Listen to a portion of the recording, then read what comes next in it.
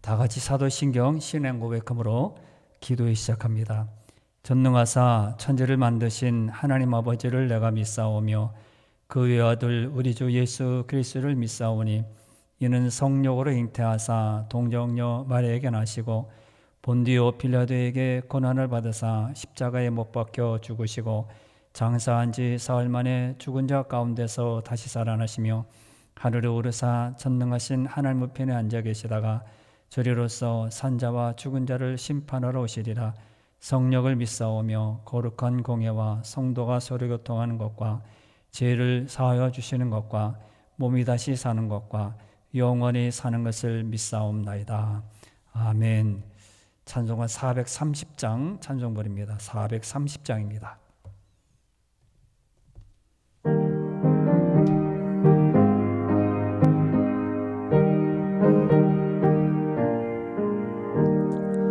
주와 같이 길 가는 것 즐거운 일 아닌가. 우리 주님 걸어가신 발자취를 밟겠네. 한 걸음 한 걸음 주 예수와 함께 날마다 날마다 우리 걸어가리. 어린아이 같은 우리 미련하고 약하나 주의 손에 이끌리어 생명길로 가겠네. 한 걸음 한 걸음 주 예수와 함께 날마다 날마다 우리 걸어가리. 꽃이 피는 들판이나 험한 골짜기라도 주가 인도하는 대로 주와 같이 가겠네.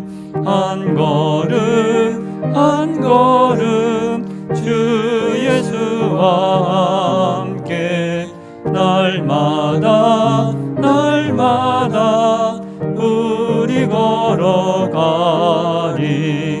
옛 선지자의 녹같이 우리들도 천국에 들려 올라갈 때까지 주와 같이 걷겠네. 한 걸음 한 걸음 주 예수와 함께 날마다 날마다 우리 걸어가리. 아멘. 하나님 말씀은 잠언 8장 1절부터 11절까지입니다. 5절과 6절 말씀만 읽어야 됩니다. 잠언 8장 5절과 6절입니다. 5절 6절 읽어야 됩니다. 어리석은 자들아 너희는 명철할지니라. 미련한 자들아 너희는 마음이 밝을지니라. 너희는 들을지어다. 내가 가장 선한 것을 말하리라. 내 입술을 열어 정직을 내리라. 아멘. 오늘은 8장 1절부터 11절 말씀으로 너희는 들을지어다. 너희는 들을지어다. 지혜로운 사람도 미련한 사람도 들을지어다. 이 제목으로 말씀을 전해드립니다. 누군가의 초대를 받는 것 기쁜 일이죠. 누군가 나를 초대해 주었다. 생일날인데 나를 초대해 주었다. 결혼식에 나를 초대해 주었다. 기쁜 일이죠. 친구 생일이라든지 어떤 곳에 나를 초대해 준 것은 그 자체로 좋은 일이고 기쁜 일입니다. 초대한 것 자체가 나를 친하게 생각하고 있기 때문입니다. 그런데 반대로 친하다고 생각했는데 초청을 하지 않습니다. 그러면 평소에 나는 친하다고 생각했는데 나를 이 정도만 사랑하는가, 이 정도만 친분이 있는가 생각해 보게 됩니다.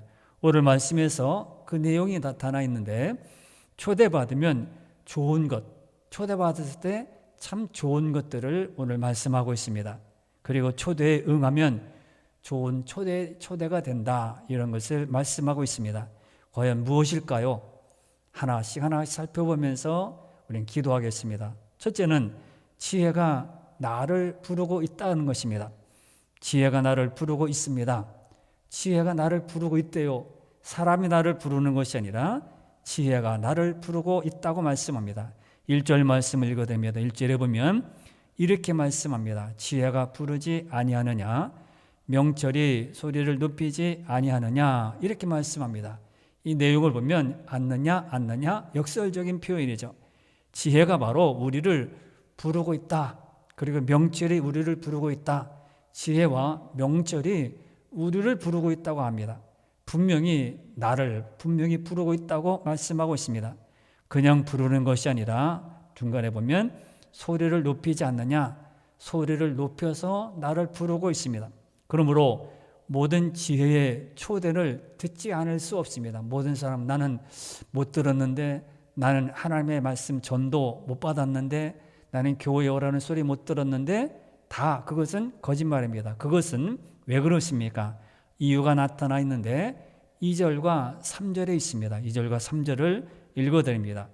이렇게 말합니다. 그가 길 높은 곳과 내거리에 서며 성문 곁과 문 어귀와 여러 출입하는 문에서 불러 이르되, 여러 곳에서 우리를 부르고 있기 때문에 나는 못 들었어, 누가 그런 말을 했어? 이렇게 하는 것은 잘못된 일이라는 겁니다. 지혜가 부르는데 너무 분명하게 부르고 있는데 한 군데서 부르는 것이 아니라 여러 곳에서, 길 높은 곳에서 말을 하고 또 그것을 우리에게 부르고 있고요. 내거리에서 우리를 부르고 있다. 내거리는 사람들이 많이 통행하는 그런 장소입니다. 이런 곳에서 부르니 못 알아듣을 사람이 없겠죠. 다 알아듣는 것입니다. 다 이리 오너라. 그래서 모든 사람들 이리 오라고 말합니다. 그런가 하면 성문 곁, 문어기, 출입문 이런 데서도 부른다고 합니다.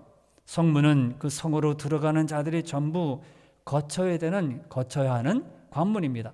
여기서 부른다는 것은 모두를 향하여 부르고 있다는 겁니다. 다 이리로 오너라, 내 말을 들으라고 그렇게 부르고 있습니다. 지혜가 우리를 부르는 모습은 공개적이고 누구도 피해갈 수 없는 곳에서 부르고 있다는 겁니다. 그러므로 이 지혜의 초청에 대해서 듣지 못했다, 나는 누가 그런 말을 했어, 이렇게 말할 수가 없다고 말합니다. 성문, 또 성문 어기, 내거리, 높은 곳에서 지혜가 우리를 부르고 있습니다. 다른 곳에 가지 말고 이리로 오라고 합니다. 지혜는 우리에게 멀리 있지 않습니다. 멀리 있다고 생각해서 우리는 나는 모른다, 못 들었다 이렇게 할 수 없습니다. 지혜는 우리와 아주 가까운 곳에 있습니다. 살아가는 곳에, 생활하는 터전에, 사람을 통해서, 자연을 통해서 우리에게 가까이 와 있습니다. 더구나 이 지혜는 우리를 부르고 있다는 겁니다. 다른 사람 부르는 것이 아니라 오늘 우리를 부르고 있습니다. 우리와 서로 사귀고자 합니다. 혹시 지혜를 보지 못했을까 봐 누구라도 다 볼 수 있고 누구라도 다 들을 수 있는 그런 위치, 그런 장소, 그런 목소리로 높이 그렇게 우리를 부르고 있습니다. 초청하는 것이죠. 지혜가 우리를 초청합니다. 사람이 우리를 초청하는 것이 아니라 지혜가 우리를 초청하고 있다고 하는 것입니다. 그런데 문제는 뭡니까? 사람들이 이 지혜가 부를 때에 안 듣는다는 거예요. 다른 세상 것을 듣고 세상의 소리를 듣기를 원하지 이 지혜를 듣지를 않는다고 말합니다. 제대로 쳐다보지도 않고요. 나는 바빠, 나는 어디 가야 돼, 이렇게 자기가 듣고 싶은 것, 내가 원하는 것, 내가 필요한 것만 골라서 듣고 이 지혜, 하나님 말씀하신 지혜를 듣지를 않습니다. 그러다가 나중에 후회하는 모습들을 우리는 참 많이 보게 됩니다. 성경에 보면 르호보암, 우리 열왕기하에 대해서 공부할 때 말씀 나왔습니다. 르호보암이 누굽니까? 솔로몬의 아들입니다. 그는 훌륭한 아버지를 두었고 또 르호보암의 신하 중에서 어르신들, 연세 많으신 분들은 지혜로워서 항상 이 왕에게 이렇게 하십시오. 왕이 솔로몬 왕 때 성전을 짓고 많은 일을 해서 세금을 많이 걷어들여서 백성들이 무겁습니다. 힘들어요. 그러니까 좀 가볍게 해주십시오. 그렇게 청합니다. 지혜를 계속 말을 했습니다. 그런데요, 이 르호보암이 그 말을 듣지 않고 가까이 있는 이 지혜를 듣지를 않습니다. 지혜의 소리를 듣지 않습니다. 누구의 소리를 듣습니까? 또래들, 자기들과 같이 놀았던 사람들, 자기와 함께 이렇게 어울렸던 또래들, 젊은 사람들의 말을 듣고 그 세금을 더 무겁게 하겠습니다. 내가 더 전갈의 소리로 채찍질해서 더 많은 것을 물리라. 세금을 더 걷어드리겠다. 이렇게 말합니다. 그래서 어떻게 됩니까? 르호보암 시대에 여러분 공부한 내용을 보면 나라가 둘로 나눠집니다. 북이스라엘과 남쪽 유다가 나눠지게 됩니다. 북이스라엘은 여로보암이 통치를 했는데 그 나라 어떻게 되십니까? 하나님을 떠나고요. 하나님이 없습니다. 우상을 숭배하고요. 다른 나라와 함께 결혼하고 그랬습니다. 그러나 남쪽 유다는 그래도 이 신앙을 이어받아서 믿음으로 신하고 이어갔습니다. 그래도 여전히 악한 것은 비교가 안 됩니다. 사랑하는 성도 여러분, 지혜가 지금 나를 초대하고 부르고 있습니다. 세상 소리에 정신이 나가 있으면 이 지혜의 부름에 잘 들지도 않고요. 응답할 수 없습니다. 지혜가 부를 때 우리는 그리로 가야 하고요. 그 뜻대로 살아가야 합니다. 그러나 우리가 세상에 정신 팔려 있으면 이 초대에, 이 초청장에 지혜가 나를 부를 때, 높이 소리로 부를 때 모르고 지나갈 때가 많습니다. 우리는 이 초대에 응하기만 하면 됩니다. 그러면 지혜가 우리에게 하나님의 영광으로 가득 찬 삶을 살도록 만드시고 우리의 모든 삶을 풍성하게 만드시고 우리를 아름답게 우리 인생들을 만들어 가십니다. 그럼 우리는 살아갈 때 꽃길을 걸어라. 아니면 이렇게 나는 목표를 세워도 복된 길, 훌륭한 길, 모든 사람 우러러보는 그런 길로 나는 갈 것이다. 계획을 세우고 그렇게 말들도 합니다. 그러나 사람이 아무리 노력하고 아무리 힘써도 지혜, 하나님의 말씀이 내 안에 들어오지 아니하면 내 삶이 풍성해지지 않습니다. 아름답지 않습니다. 모든 것에 넉넉하지 않다는 것입니다. 세상의 초대에 민감해서 그리로 자꾸 달려가고 그 소리를 듣기를 원하고 이런 게 좋은구나. 저 사람 말을 따라야 하는구나. 이렇게 해야 되는구나. 그럴 때 보면 나중에 내 모든 생활에 피폐하게 됩니다. 그러나 하나님의 초대에 지혜로운 그런 초대에 응하고 그런 민감해서 영적인 민감으로 그리로 갈 때는 시작은 미약하지만 나중은 창대하게 됩니다. 두 번째는 뭡니까? 지혜가 들을 만한 가치가 있다는 것입니다. 지혜는 우리가 지혜가 우리를 부른다고 했습니다. 이 지혜는요, 들을 만한 가치가 있습니다. 지혜가 아무리 가까이 있고요, 누구나 다 볼 수 있고 누구나 다 들을 수 있는 그런 것을 우리를 초대를 해도 지혜가 마이너스라든지 지혜가 0점이라든지 지혜가 가치가 없으면 아무 소용이 없으면 그게 헛고생하죠. 헛손질하는 것이죠. 하지만 지혜는 그렇지 않습니다. 지혜는 받아들일 만한 충분한 가치가 있고요. 값어치가 엄청납니다. 금덩이보다 세상의 모든 부자보다 돈보다 더 엄청난 것을 가지고 있습니다. 오늘 말씀에서 잘 설명하고 있는데 6절에 보면 이렇게 말합니다. 6절에서 이렇게 말합니다. 6절 말씀 읽어야 됩니다. 너희는 들을지어다 내가 가장 선한 것을 말하리라. 여기까지 읽습니다. 지혜는 선하다는 것입니다. 그래서 값어치가 있습니다. 지금 이 시대는 절대적인 가치가 사라져버렸습니다. 그래서 절대적인 것, 이건 선이다. 그러면 이 선을 따라가야 되는데 상대적으로 바뀌어가지고 이 선도 다른 사람보다 더 높으면 다른 사람보다 조금 더 착하면 됐구나. 절대적인 것이 다 잃어버리고 절대적인 거룩, 절대적인 아름다운 것, 절대적인 선, 착한 것 이런 것을 다 잃어버리고 저 사람보다 착하면 괜찮아 나는. 저 사람보다 조금 아름다우면 괜찮아. 이렇게 달라졌다는 것입니다. 기준이 무너졌어요. 절대적인 것이 없어졌기 때문에 기준이 무너진 거예요. 그래서 이것이 선이다 해서 그러러 가야 되는데 선이 무너져 버렸기 때문에 모두가 다 헤매이게 되고요. 모두가 다 이렇게 엉망이게 됩니다. 그러므로 우리는 항상 선한 것, 아름다운 것, 이 절대적인 것을 따라 살아가야 합니다. 정말 선한 것이 없는 것이 아닙니다. 있어요. 선한 것이 있습니다. 그런데 선을 따르지 않고 기준을 따르지 않고 그것을 바라보지 않습니다. 정말 선을 보증하는 것이 뭡니까? 지혜입니다. 선을 보장하고 착한 것이 무엇입니까? 아무리 우리가 착하게 산다 할지라도 이 지혜로운 지혜를 갖지 않으면 선을 우리가 행할 수 없습니다. 지혜로운 자는 주어진 것을 통하여 선한 것을 나타냅니다. 그러나 지혜롭지 못한 사람들은 그것을 통하여 욕심만 드러내고요. 자기 욕심만 채우려고 합니다. 그러나 선한 것을 가지고 있는 사람들은 항상 이렇게 아름답게 모든 사람 보기에 착한 마음으로 살아가게 됩니다. 돈도 그렇습니다. 어떤 사람은 이것 때문에 삶이 무너집니다. 로또 참 좋죠. 그것 때문에 무너집니다. 그런데 어떤 사람은 이것으로 인하여 여러 많은 일들을 이루고 풍성하고 알찬 삶을 살아갑니다. 구제도 하고요. 남도 돕게 되고요. 정말 값어치 있게 쓰기 때문에 이 돈이 훌륭합니다. 그러나 돈이 자기가 인생의 목표다. 나는 어떻게든 돈을 벌겠다. 그렇게 되면 삶이 무너지게 됩니다.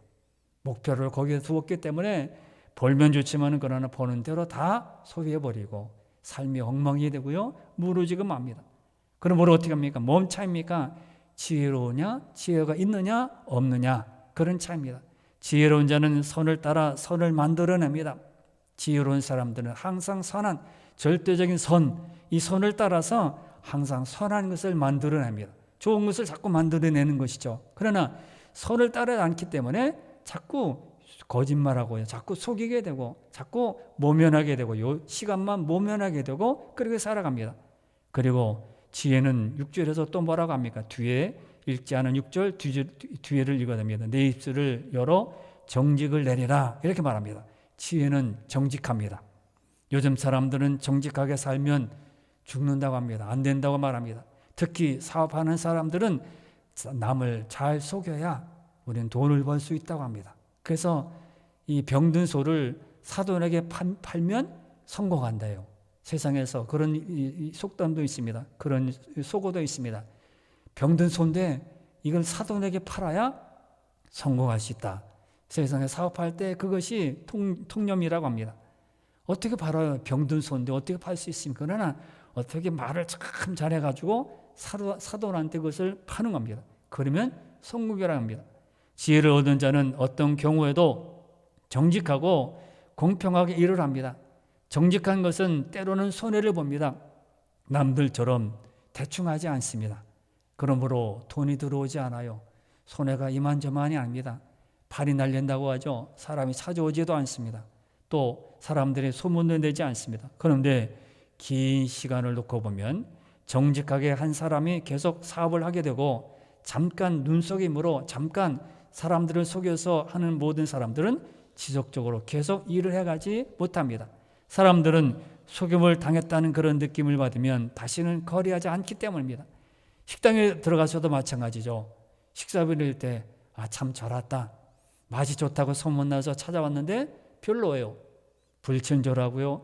위생도 엉망이고요. 맛도 별로 좋지 않아요. 그럴 때 어떻게 합니까? 다시 찾아갈까요? 식사비가 아깝다고 하고 다시 안 찾아가겠죠. 지혜를 가진 사람은 힘들어도 정직을 버리지 않습니다. 지혜는 정직이라는 가치를 가지고 있기 때문에 그렇습니다. 그러므로 정직합니다. 누가 보든 안 보든 정직한 마음으로 이렇게 운영해 나갑니다. 그리고 또 지혜는 진리입니다. 7절을 보겠습니다. 7절에 보면 또 이렇게 말합니다. 내 입은 진리를 말하며 내 입술은 악을 미워하느니라 이렇게 말합니다. 진리입니다. 지혜는 진리예요.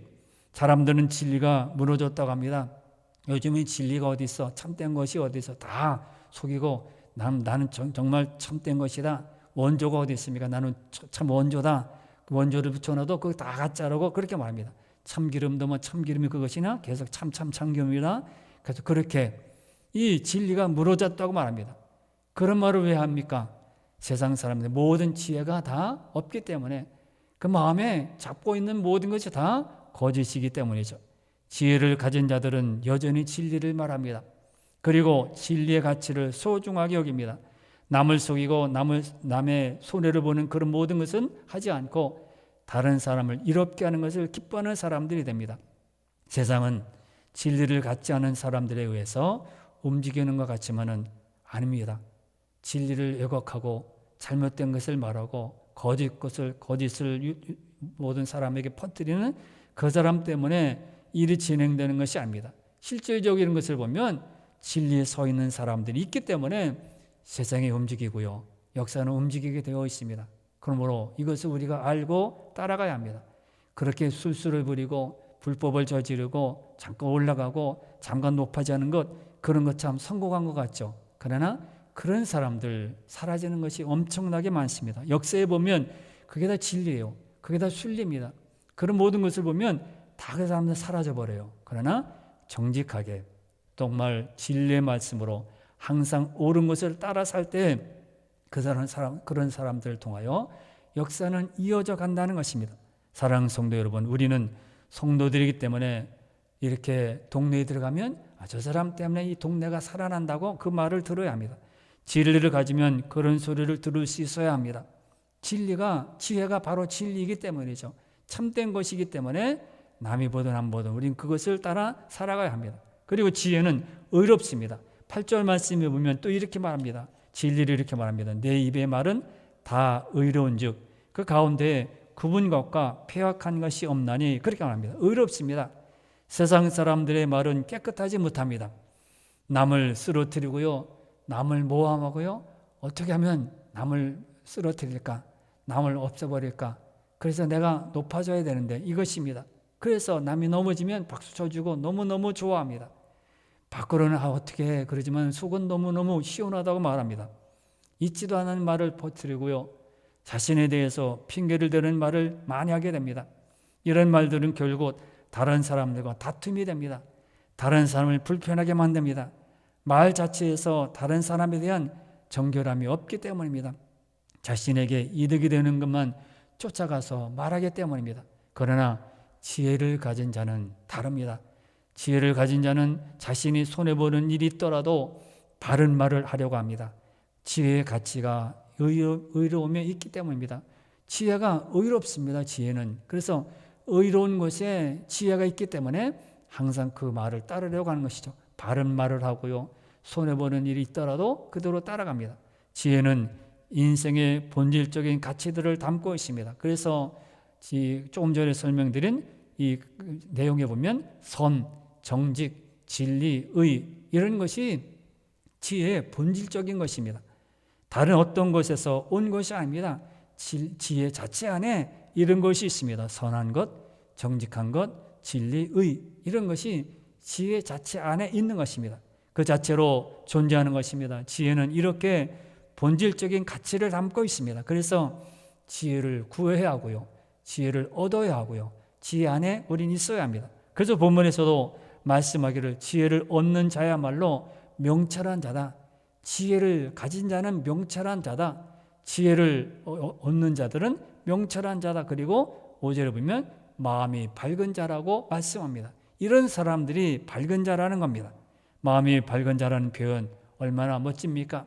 지혜를 가지면 마음이 밝아집니다. 참된 가치, 즉 지혜를 가졌기 때문입니다. 올바른 것을 가졌기 때문이죠. 쉬운 예를 든다면 우리가 어디를 가든지 무슨 내가 앉을 곳에 아니면 지하철을 탔을 때에도 무슨 노약자 이렇게 교통 노약자 그런 사람들 앉는 곳에 앉으면 불편하죠. 그러나 그냥 서 있으면 편하잖아요. 누가 어떻게 뭐라든지 일어나라고 하든지 그렇지 않죠. 내가 앉을 곳에 내가 있을 곳이 있기 때문에 어떤 곳에서도 내가 있을 곳에 있으면 편한 거예요. 그런데 이건 누가 앉을 자리에 내가 앉아 있으면 불편하죠. 마찬가지입니다. 내가 지혜를 가지고 있기 때문에 밝아지는 거예요. 내 인생의 모든 것은 다 기쁜 것입니다. 그러므로 세 번째, 그러면 이렇게 지혜가 가치 있고 의롭고 선한 것이고 진리고 정직하다고 하는데 그러면 나도 이 지혜를 얻어야 하지 않습니까? 내가 가지고 있어야 하지 않습니까? 어떻게 얻을 수 있을까요? 어떤 방법으로 내가 내 것을 내 것으로 만들까요? 간단합니다. 지혜가 무엇인지 알면 됩니다. 잠언에서 말하는 지혜는 궁극적으로 무엇을 가리킵니까? 바로 하나님의 말씀입니다.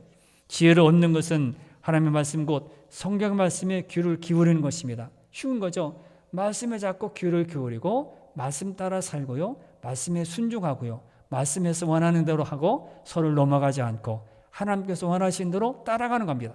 자, 10절과 11절에 보겠습니다. 분명히 여기 보면 이렇게 말을 합니다. 10절과 11절 말씀을 읽어야 됩니다. 너희가 의를 받지 말고 나의 훈계를 받으며 정금보다 지식을 얻어라.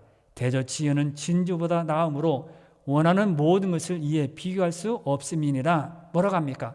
은을 받지 말고 나의 훈계를 받아라. 은, 돈. 세상에서 돈이 최고야. 돈이 내게 있어야 돼.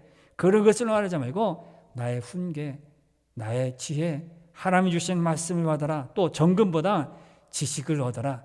돈 참 좋죠. 있어야 살기 때문에 필요합니다. 그러나 지식을 얻으라 합니다. 돈보다는 하나님 말씀을 선택하라는 겁니다. 이게 지혜로운 사람입니다. 세상은 돈이 없으면 돈이면 다 된다고 합니다. 돈이면 다 통과하고요. 돈이면 다 해결이 된다고 합니다. 이 세상에서 돈으로 모든 게 움직이는 것 같지만 그렇지 않습니다. 본질적인 가치들로 인해서 세상을 움직여집니다. 본질적인 절대적인 가치를 통해서 역사는 움직이는 겁니다. 본질적인 가치들은 바로 지혜가 담고 있습니다. 지혜가 다 가지고 있어요. 그러므로 하나님 말씀을 가까이 하는 자들로 이 세상은 유지가 되고요. 역사는 이어가게 되고요. 역사는 열매가 이루어지게 됩니다. 지혜로운 사람을 통하여, 말씀을 가까이 하는 사람을 통하여 역사는 이어지게 됩니다. 사랑하는 성도 여러분, 정말 지혜를 사랑하는 자들이 되시길 바랍니다. 지혜를 사랑하는 것은 하나님의 말씀을 듣고 따르는 것입니다. 다른 것이 없습니다. 간단하죠? 말씀을 듣고 따르는 거예요. 세상 말이 아닙니다. 세상은 속깃한 그런 말이 아닙니다. 아, 여기 뭐가 있고 저기 뭐가 있고 이렇게 하면 되고 저렇게 하면 되고 아닙니다. 말씀을 듣고 따르는 겁니다. 듣고 행하는 겁니다. 그러면 지혜가 생기는 겁니다. 아, 이렇구나 저렇구나. 그래서 우리가 연세 많으신 분들이 초등학교도, 옛날은 국민학교죠. 국민학교도 못 나왔는데 성경을 읽게 되고 쓰게 되는 것, 어떤 경우입니까? 하나님의 말씀을 듣고 따랐기 때문에 하나님께 지혜를 주신 것입니다. 말씀을 가까이 대하는 자에게 참된 지혜가 있는 것입니다. 그런 자들이 역사의 주인공들입니다. 그러므로 지혜가 우리를 초대할 때, 지혜가 나를 부를 때 거부하지 말고 초대에 응하여 항상 주님이 주시는 은혜, 주님이 주신 사랑으로 날마다 살길 바라고 그런 주인공들이 되시기를 바랍니다. 오늘도 기도할 때 지혜의 부름에 언제나 선한 반응을 하게 하여 주옵소서. 지혜를 사랑하는 마음을 항상 베풀어 주옵소서. 말씀을 가까이 하여 역사의 주인공들이 되게 해 주옵소서. 이렇게 기도하는 여러분들이 되시길 바랍니다. 다 같이 기도하겠습니다. 주여,